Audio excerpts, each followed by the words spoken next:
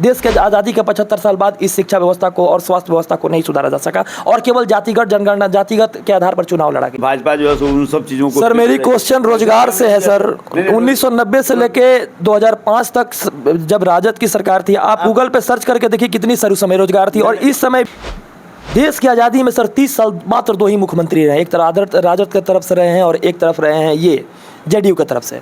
ये विकास क्यों नहीं हुआ, क्यों नहीं रोजगार मिला? वादा किया कि हम 2 करोड़ नौजवानों को सर बिहार की बात कीजिए सर, हम बिहार में ही बात करेंगे। 8 अगस्त से लेकर आज तक कितना ज्वाइनिंग हुआ है? अब तक जो है सो लगभग हमको लगता है कि मैंने 2.5 से 3 लाख लगभग हो गया है। कहाँ, कौन कौन सा क्षेत्र में? अब आप अगर बता, आखिर हमको क्यों गलत आदमी से हाथ मिलाना पड़ता है और सरकार बनाना पड़ता है, जबकि सर आज तक एक ही पार्टी। उस वैकेंसी को रोकने का सर रीजन क्या था? जो जुलाई वाला आया था उसका रीजन क्या था? सरकार बदल गई, उस समय जुमलेबाजी था, रोजगार को हटा दिया गया। रोजगार के हम आज देख रहे हैं धराधर वाले विकास। 1990 से लेकर 2014 तक ही बता दीजिए। कब से कर रहे हैं? 1990 से लेकर 2014 तक ही बता दीजिए कि स्थिति क्या है। संसद भवन से लेकर तमाम वीडियो वायरल होंगे कि सर नीतीश कुमार के पेट में दांत है। आखिर सर क्या जरूरत पड़ गई हाथ मिलाकर सारे युवाओं को बेरोजगार करने की? 2 करोड़ प्रति वर्ष नौकरी देने की बात भी किए थे भाजपा के बने आदरणीय प्रधानमंत्री जी ने। कौन सी प्रक्रिया में ऐसी दिक्कत आई थी कि उस बहाली को रोका गया था सर? केवल नोटिफिकेशन देना था, आखिर उस पर रोक क्यों लगाई गई थी? नमस्कार, मैं हूं सत्यम, आप देख रहे हैं MSP न्यूज़। मेरे साथ चित्ररंजन गगन सर बैठे हुए हैं जो RJD प्रवक्ता हैं और होंगे, लेकिन आज मेरी शिक्षक बहाली से रिलेटेड कुछ क्वेश्चंस है, उस क्वेश्चंस को मैं तय करना है। स्वागत है सर। सर मैं पूछना चाहता हूं कि सर अगस्त के जुलाई के महीना में 2022 में जो बहाली आई थी और सारा सीट का गिनती हो चुका था, सब कुछ हो चुका था, यहाँ तक कि सीट आ गई थी, केवल नोटिफिकेशन देना था, आखिर उस पर रोक क्यों लगाई गई थी? नहीं देखिए, आई थी सरकार बनी है महागठबंधन की 9 अगस्त को। अब उसके पहले क्या हुआ नहीं हुआ, क्या प्रक्रिया उसमें अपनाया गया नहीं अपनाया गया, क्या उसमें कमी थी, तो इसलिए उसके बारे में मैं कुछ कर नहीं सकता। अधिकारी भी सेम थे सर उस समय और अपर मुख्य सचिव भी सेम थे और हमारे मुखिया जो माननीय मुख्यमंत्री जी हैं वो भी सेम थे। आखिर कौन सी प्रक्रिया में दिक्कत हो गई? केवल उप मुख्यमंत्री चेंज हुए थे माननीय तेजस्वी यादव जी, तो आखिर कौन सी प्रक्रिया में ऐसी दिक्कत आई थी कि उस बहाली को रोका गया था सर?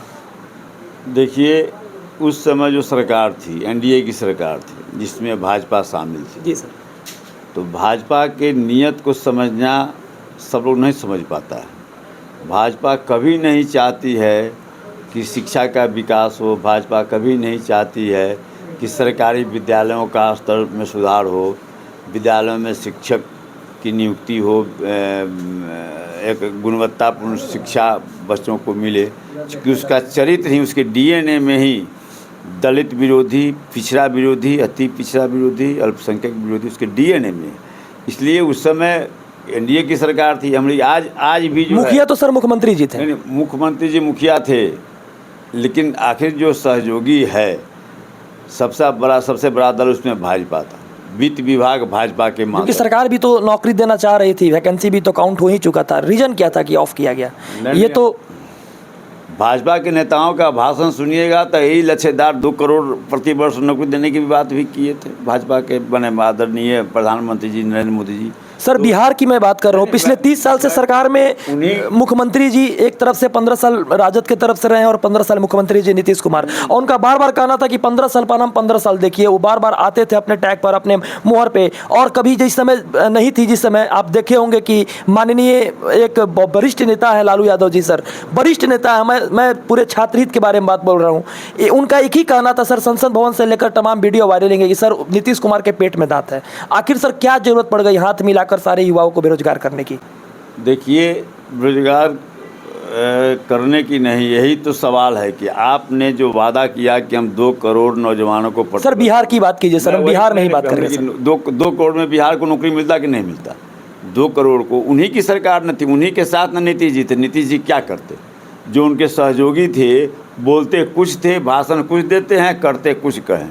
आज भी शिक्षा मद में बिहार बजट में सबसे ज़्यादा राशि शिक्षा मद में खर्च होता है। इस बार भी बजट में बढ़ाया गया है, लेकिन केंद्र की जो राशि जो मिलना चाहिए, अनुदान मिलना चाहिए बिहार को, वो जो है सो उसमें कटौती कर रहे हैं, बार बार जो है सो उसमें कटौती किया जा रहा है। अन्य भी जो भी विकास की योजनाएं हैं तो उसमें केंद्र का जो सहयोग मिलना चाहिए वह मिलता नहीं है, वह केवल लॉलीपॉप दिखाने वाले हैं।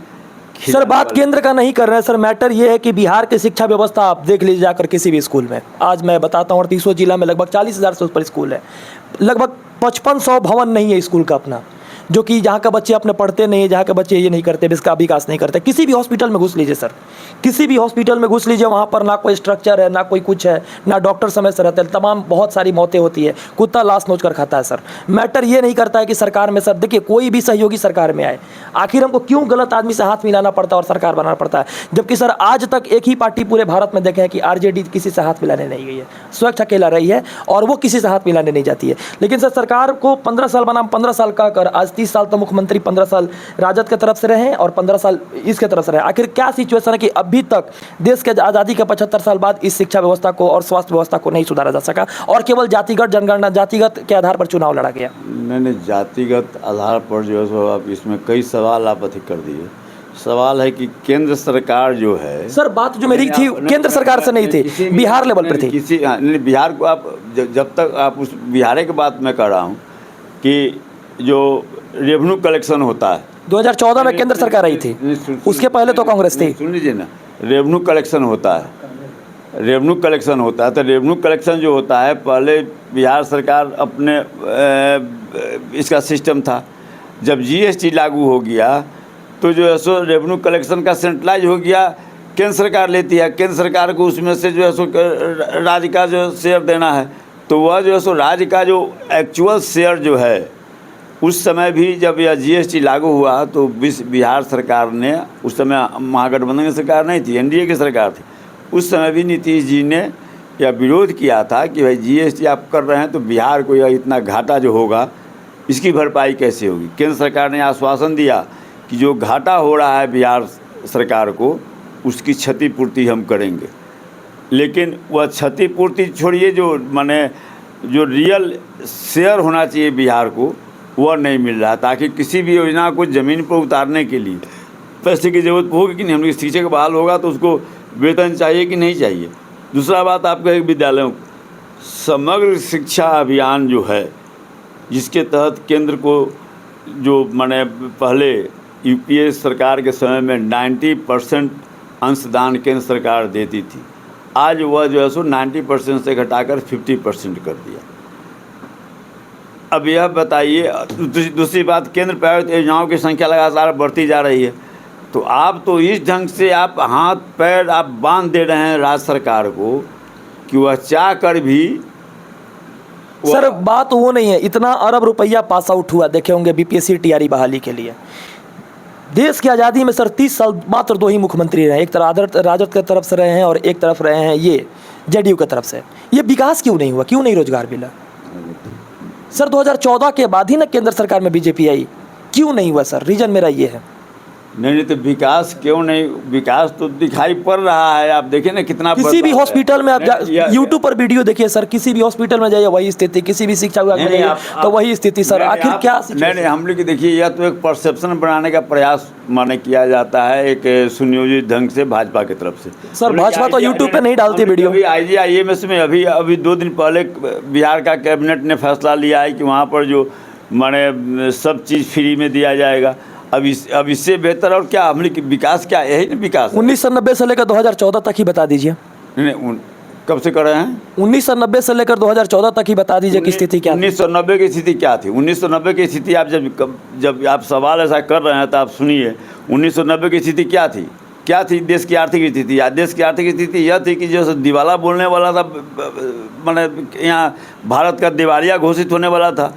तो आपको याद में दिलाना चाहूँगा कि उस समय देश दिवालिया नहीं घोषित हो, विश्व बैंक है और अंतर्राष्ट्रीय मुद्रा कोष जो है सो भारत को सहयोग करने से के लिए मैटर वो नहीं सर। 1990 से लेकर आप जब 2005 तक रोजगार कितना मिला? वही तो मैं बता रहा हूँ। हम लोग हर चीज़ के लिए पैसा की जरूरत होती है, और जब दिवालिया की स्थिति में देश पहुँच गया था तो यह तो जो है सो चंद्रशेखर जी जो गिरवी रखा हुआ था यहाँ पर, जो लोग जो सोना चांदी जो लोग अथी किए थे उसको गिरवी रख कर जैसे देश का लाज बचा है। और उसके बाद में आप आज वही मनमोहन सिंह का ही देन है कि जो है सो आप देख रहे हैं जो जिस ढंग से जो आर्थिक नीति उनके द्वारा लागू हुआ, जिसका परिणाम आज आप देख रहे हैं कि आज जो है सो भाजपा जो है सो उन सब चीज़ों को। सर मेरी क्वेश्चन रोजगार से है सर। 1990 से लेके 2005 तक जब राजद की सरकार थी, आप गूगल पे सर्च करके देखिए कितनी सर उस समय रोजगार थी, और इस समय भी आप कह रहे कि केंद्र सरकार पैसा नहीं देती है बीपीएससी टीआरई में सर, तो कैसे पैसा लोगों को मिलेगा, कैसे वेतन मिलेगा सर? आखिर वेतन मिलने का रीजन कैसा रहेगा? सुन लीजिए, आप जो कह रहे हैं कि बेरोजगारी, इधर 2014 के बाद नहीं स्थिति ऐसी बनी है। हम 1990 से 2005 तक की क्वेश्चन किए सर। 1990 से 2014 के बीच की बात आप नहीं कर रहे हैं, आप 2014 के बाद की बात ना आप देखिए। 2014 आप आंकड़ा निकाल के पहले देख लीजिए। केवल परसेप्शन बढ़ाने से, किसी के कहने से नहीं होगा। आप आंकड़ा दिखा कर लीजिए कि उस समय बेरोजगारी दर क्या था देश का, और आज बेरोजगारी दर क्या है, आप देख लीजिए। उस समय आप 14 की बात करते हैं, उसके पहले जब यहाँ पर बिहार में आरजेडी की सरकार थी, तो शिक्षक में मैं बता रहा हूँ कि एक तरफ शिक्षक का वैकेंसी होता था, साल उसकी नियुक्ति होती थी। इसलिए बेरोजगारी समस्या बनी है अब, पहले इतनी बड़ी बेरोजगारी समस्या नहीं थी। उस वैकेंसी को रोकने का सर रीजन क्या था? जो जुलाई वाला आया था उसका रीजन क्या था? सरकार बदल गई, उस समय जुमलेबाजी था, रोजगार को हटा दिया गया। नहीं, रोजगार के हम आज देख रहे हैं धराधर बहाली हो रहा है, तो ऐसा कोई रिकॉर्ड है क्या अभी तक? सर हम यही पूछना चाहेंगे, लगातार रोजगार पर चर्चा हो रही है सर। एक क्वेश्चन मेरा है कि 8 अगस्त के दिन सरकार बदलती है, गठबंधन की सरकार आई, 8 अगस्त से लेकर आज तक कितना ज्वाइनिंग हुआ है? अब तक जो है सो लगभग हमको लगता है कि माने 2.5 से 3 लाख लगभग हो गया है। कहाँ, कौन सा क्षेत्र में? अब आप अगर बताते तो हम आपको बता देंगे, आपको पूरा विभाग वाइज बता देंगे। सर पता ही चलना चाहिए सर, ये तो मोबाइल थी तो सर उठाने की जरूरत नहीं। कौन सा क्षेत्र में ज्वाइनिंग हुआ है सर? हम कहते हैं कि आपको जो अथी में स्वास्थ्य में हुआ है, रेवेन्यू में हुआ है। वैकेंसी ही नहीं आया सर। वैकेंसी कैसे वैकेंसी नहीं है? वैकेंसी तो अभी पेपर में क्या देखिएगा, एक सप्ताह के अंदर में बिहार सरकार पहला सरकार है जो कि एक सप्ताह के अंदर में जो 2 लाख वैकेंसी निकालने का काम किया है। बिहार यह पहला स्टेट है जो इतना कम समय में जो है सो इतने बड़े पैमाने पर नियुक्ति की प्रक्रिया पूरा किया है। और जो है सो माने ज्वाइन तो नहीं ना किया सर, आपने ज्वाइन किया? प्रक्रिया होती है ना, मतलब ज्वाइन माने होगा,